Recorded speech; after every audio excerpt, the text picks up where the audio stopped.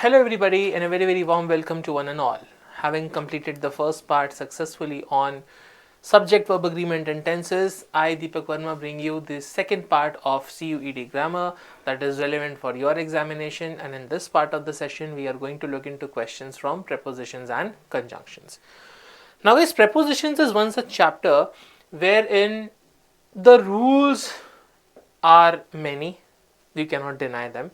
But at the same point in time, preposition in itself is so vast, so big a topic that we often fail to learn all the rules and retain all the rules over there. So what are we going to discuss in today's session are a few basic cases where you can actually use your acumen and actually use your common sense to answer the questions, right? And through this you will be getting a lot of confidence, I must say, and a lot of clarity regarding how you should actually take up the questions forward. Let us start today's session, guys.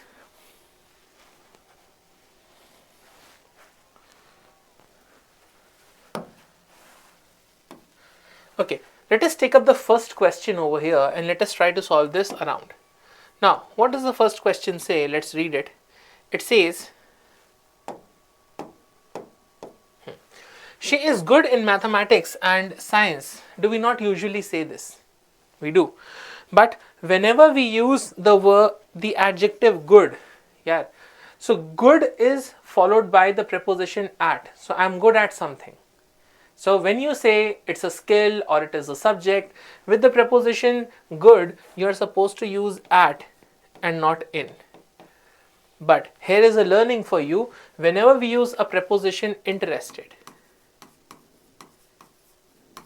whenever we use a preposition interested, so you are interested in something, you are interested in doing something, you are interested in a stream of subject, right? So with interested we use the preposition in, but when we say good, so basically good is referred to the skill, so you're good at doing something, okay? So good is usually followed by the preposition at. Taking up the next question. He has been living in Delhi since 5 years. Now, if you guys remember, we discussed one of the rules wherein we discussed the application of since versus for, right? And we also very clearly mentioned over there that we use the word since for something that is a point of time, a point in time, correct? For months, for years, for a specific date or a day, right? And we use for exactly for a duration of time. We used for exactly for a duration of time, right? So when we say he has been living in Delhi, so you live in a place, right? Since 5 years, my error over here would be not since 5 years, but for 5 years over here, right? Now, we usually get a question of selecting prepositions where we say we have to select in versus at. So remember, dear students, I live in Delhi at Preet Vihar. Let's take a simple sentence. I live in Delhi at Preet Vihar. So in is used for places that have a bigger demography, a bigger area, and at is used for a smaller component within the bigger area. So whenever you address that I live at Preet Vihar, that is fine. But when you say I live at Preet Vihar in Delhi, so you are addressing the bigger part of the area and further addressing the smaller part of the area as well. So moving from smaller to bigger, we change from at to in. So this is one very common point that students need to remember. Now, the next question in the sequence. She entered into the room quietly, no error. Now, whenever we use the preposition into, when do we use the preposition into? Basically, there are two prepositions to work on. One is in and one is into. Usually, we say that we use preposition in for a place that is stationary. That is stationary, or when it is closed. Okay. So let us sit in the hall. In the hall means when you are closed from all the ends. But when we use the word into, we use the word into to gain access to somewhere. We use preposition into when we want to gain access to some place. For example, the girl fell into the well. She fell into the well. Into means she went from top until the bottom, right? So when we use into, we are gaining access from one part of the surface to the other part of the surface. Similarly, when I say I entered into the room, usually you would say this is the right application. But when we use certain verbs like enter, reach, discuss, approach, we do not use prepositions with them. Enter in itself means gaining access. So when we use the verb enter, you are automatically meaning that you are gaining access to a place. That is why a preposition is redundant over here. Redundant meaning it is not necessary over here. Okay. So similarly, when I say I reached at the spot, this is incorrect. You never use preposition at with this. Similarly, when I say we discussed on the issue, so you should ideally say we discussed the issue, not discuss on the issue, right? Similarly, the word approach, she approached for me or she approached me. You should say she approached me, right? So these are the specific verbs that you may be questioned on the test, and remember, you do not have to use prepositions with them. Okay. Now, since enter over here means into, you're gaining access to a point, you do not need a preposition. But there's a catch over here. What is the catch? When you gain access to a place, we use into. That's wrong. That's wrong. When you sign an agreement or sign a treaty with someone, you would see that with enter we are getting the preposition into. So when we say the couple entered into the new phase of life, that is fine. You're not gaining access to a place, you are getting into a bond, you're getting into an agreement. So when it is getting into an agreement, then enter can be used with into. But when we say you're gaining access to a place from one part of the surface to the other part of the surface, for the word enter, into as a preposition is redundant. Okay, so unless exceptional, do not use them. Coming on to the next one. He is responsible of completing the project on time. Very nice. Okay, so let's look at this question, my dear. In this question, the prepositions we can clearly spot are one is of and one is on time. Okay, now it's a beautiful question that we need to discuss. Normally, when you hold someone responsible, you hold someone responsible for something. Remember, questions on preposition in test would be more inclined to the common sense based. You will not be questioned on something that is too high or too specific. You'll be questioned on something that is to the point and that is used in general life. So in case you feel that there is a restriction on application of prepositions, remember how we use them in the real life, how we use them in a day-to-day context, that is the application needed over there. Okay, so responsible of someone or responsible of completing? No, you are responsible for completing. But when you say the word is accused, when you say the word is accused, so you remember you are always accused of something. When we use the word blame, he was blamed for stealing something. So when we use the word of means a subject is required over here, accused of stealing.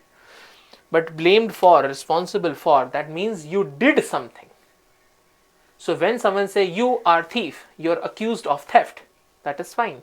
But he was responsible for doing something. So when you do something and you are held accountable for that, we use preposition for. But when we use the word accused, when we use the word that someone puts on us, despite the fact that we have not done it, we use the word of generally, usually. Okay, so accused of theft, that is fine. But blamed for stealing something, there is one more logic you can crack over here, my dear. When we use a noun we may usually take the preposition of. But when we use a verb, we take the preposition for. This can happen in this case. This is a learning over here. So for doing, use for.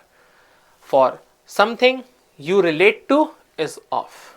Okay, and remember, after the prepositions, whenever we use a verb, we use the verb in ing form. For example, let's take a simple sentence. No one can prevent him from enter the place. Is that correct? No one can prevent him from enter the place. No, that is wrong. We should ideally say no one can prevent him from entering the place. From entering the place, right?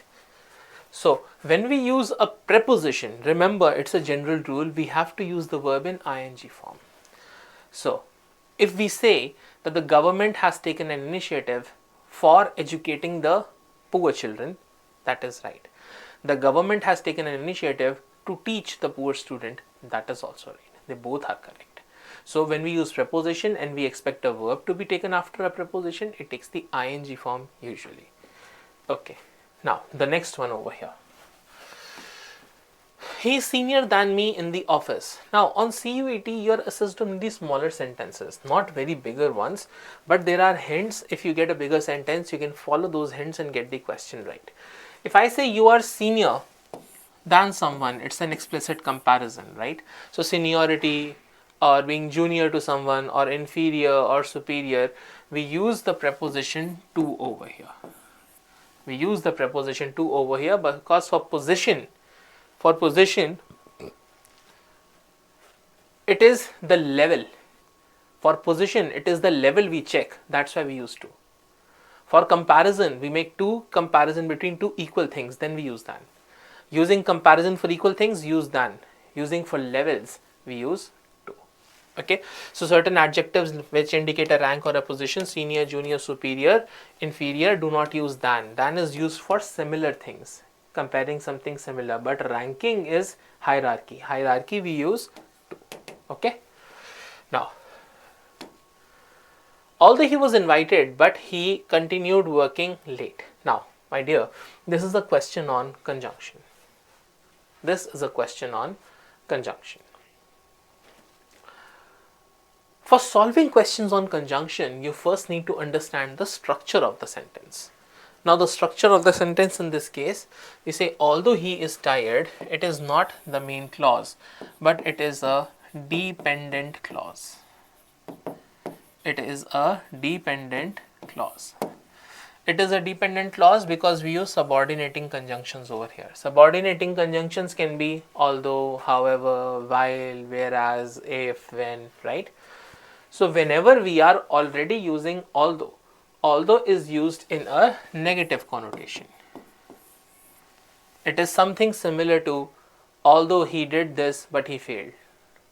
So negative connotation.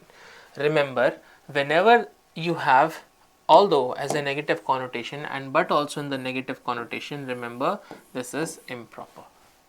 This is improper. Although and but both perform the same contrast function. So double negatives, whenever you observe in the test, they are wrong. However, but, although, yet is fine. Although, yet is fine. Though, yet is fine. But, although with but, they both mean contradiction, right? So you cannot use them. Next question in the sequence. Despite of heavy rain, the match continued. Remember, the general rule is whenever we use phrases like in spite of, whenever we say despite, right? Remember, we use a preposition with in spite, not despite. So there is nothing called as despite of. Despite of is wrong. You should ideally say in spite of. So in spite of repeated warnings, comma, he did not pay attention, that's fine. But you cannot say despite of repeated warnings, he did not pay attention, so that is wrong over here.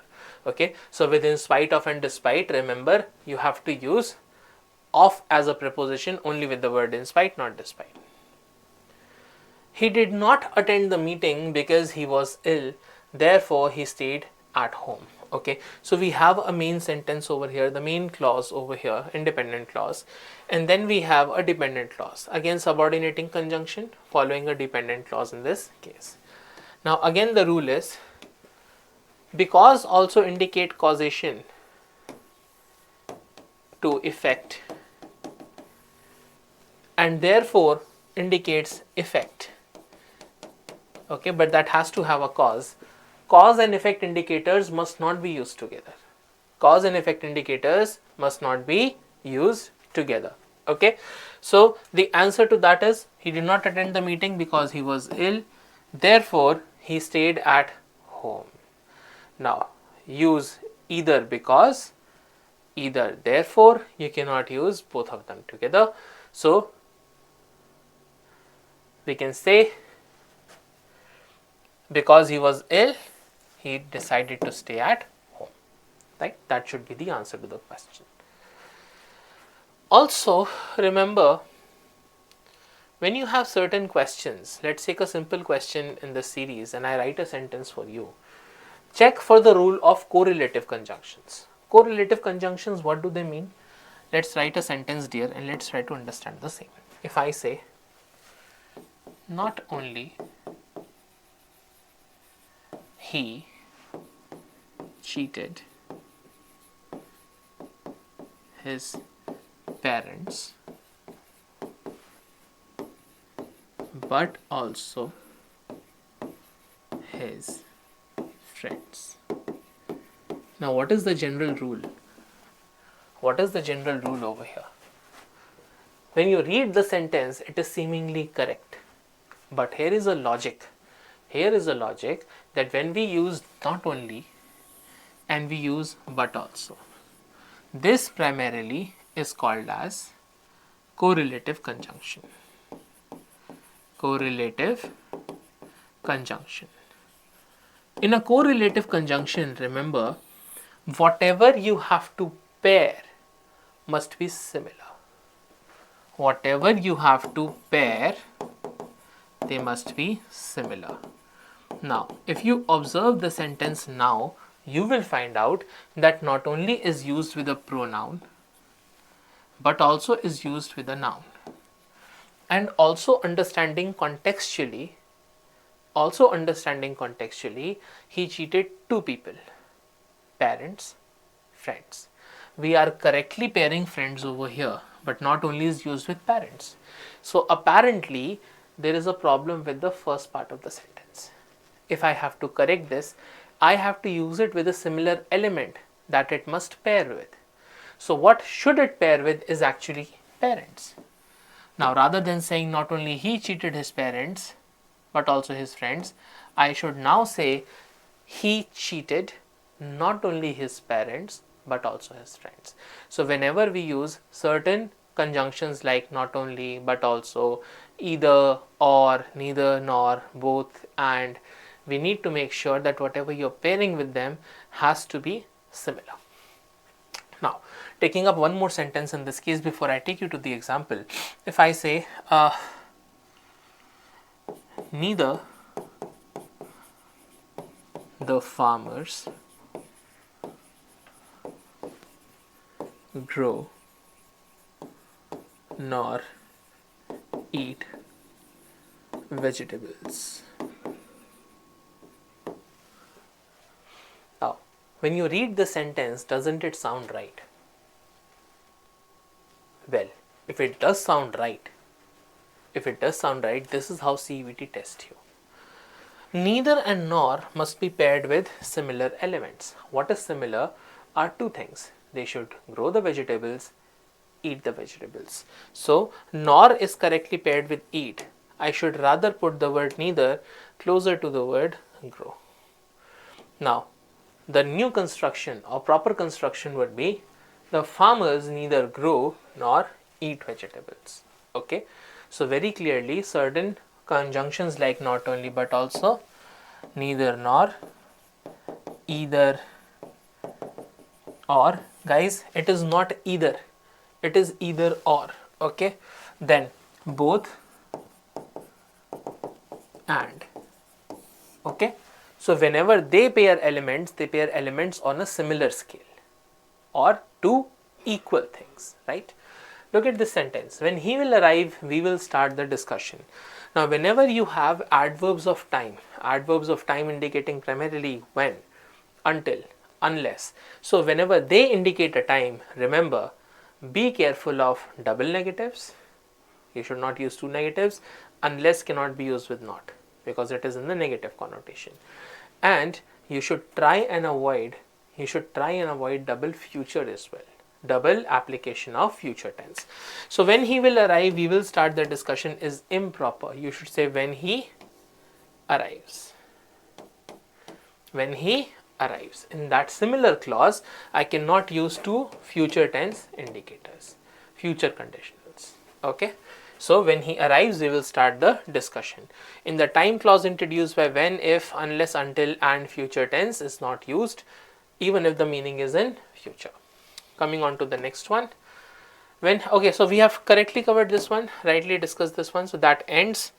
With that, we end this part of a very interesting discussion, my dear. But there are a few things I would like to discuss. There are few similar cases on prepositions I would like to discuss with you. So I would have to write them down on a screen, right? Let's just write them down and let's learn from it. There are few very similar cases that we need to work on. So I'll be narrating a few cases over here. Take cognizance of that.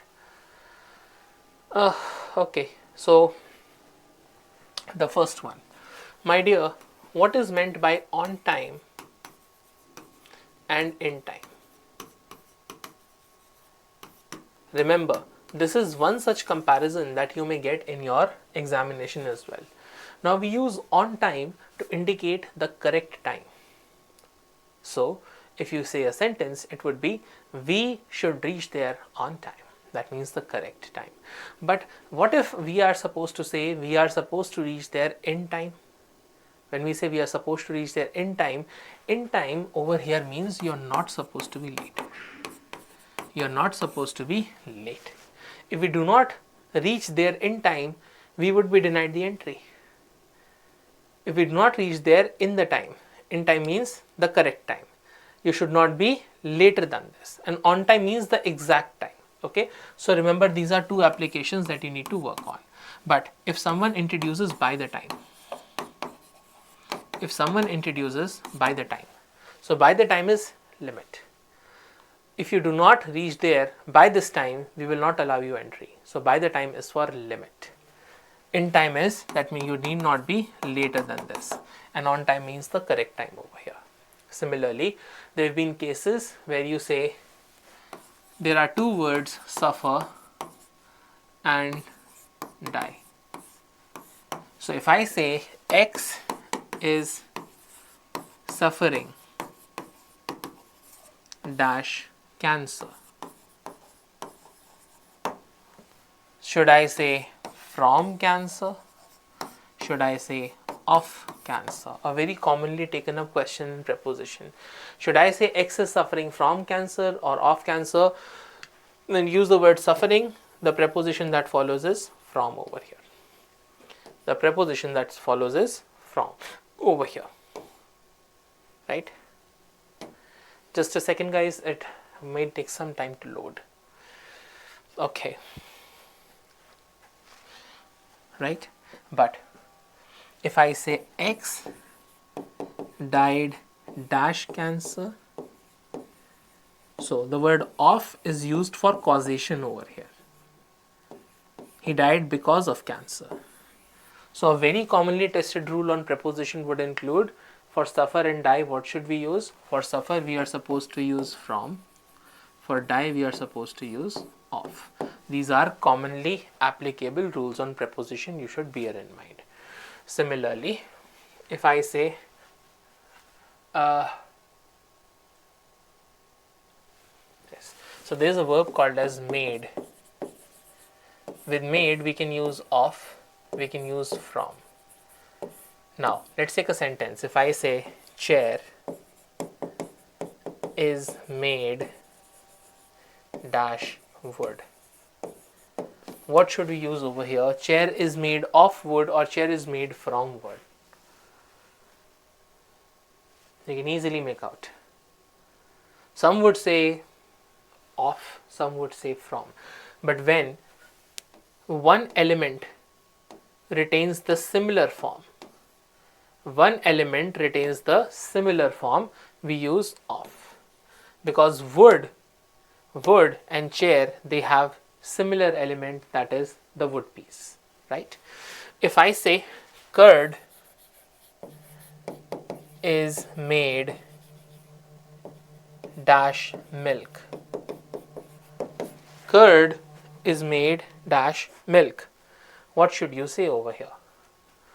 You should ideally say that curd is made from milk. You should never say curd is made of milk, because milk is in the liquid state, curd assumes the other state. So when state of matter change from one to the other, we use from, because from means from naturally carries a force of one point to the other point. From naturally carries a force of one point to the other point. Do we not say the train is from Goa to Delhi?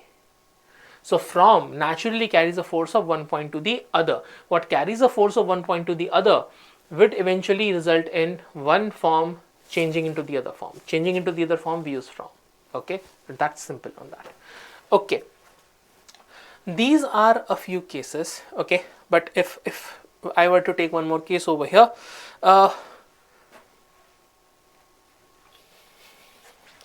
which of the two sentences would be correct over here? Can you tell me? He travels by a car, or he travels in a car. Which of the two would be correct?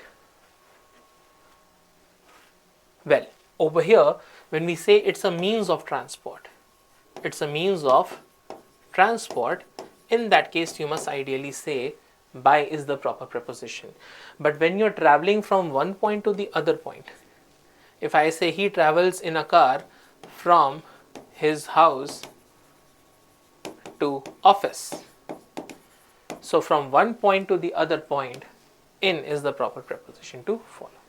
These are a few cases that you should ideally keep in mind when you're solving the question. For similarly, if I say the letter is written dash x dash pen. Very clearly, when something is written and it's written through a person, we say by a person. When something is done through someone, we say something is done by that person with a pen.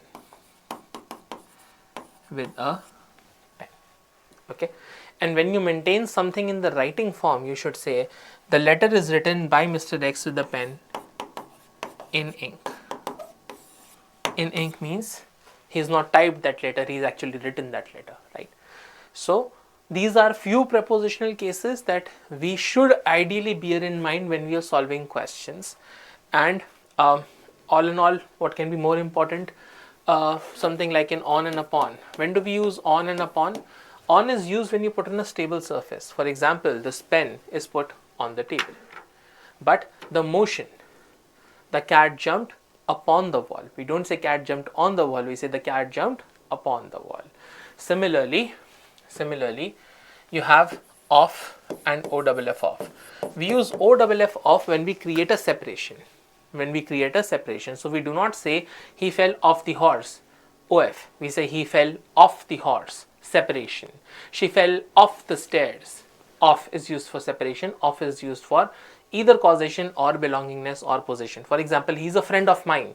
So I cannot say he's a friend OFF mine. That's wrong over here. Okay. So bear these things in your mind when you're solving the question.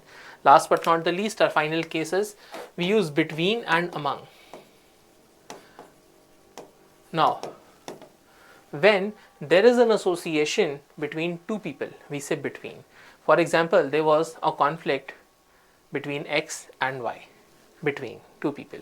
But when one thing moves from one person to many people, for example, the teacher distributed the sweets among the students. So from one to many, we use among. For only two, we use between. There is an exception to that. The tournament was played dash 5 teams. What would you use over here? There's a common exception. The tournament was played dash 5 teams, between or among. You would be forced to say among, but it is between, because a match is always played between one side against the other side. So keep these things in mind. With that, I would conclude this preposition and conjunction exercise with the hope that you guys have learned the concepts and you would be in a situation to implement them as and when you'll be solving the questions. We have kept it very concise and to the point, keeping in mind what CUET may test you on. And then again, English section has a lot of things. What you can compress and what can compile at a certain point in time is going to be your knowledge enrichment. So with that, I would conclude the next part, the second part on prepositions and conjunctions. Hope you've enjoyed the session. That'll be all.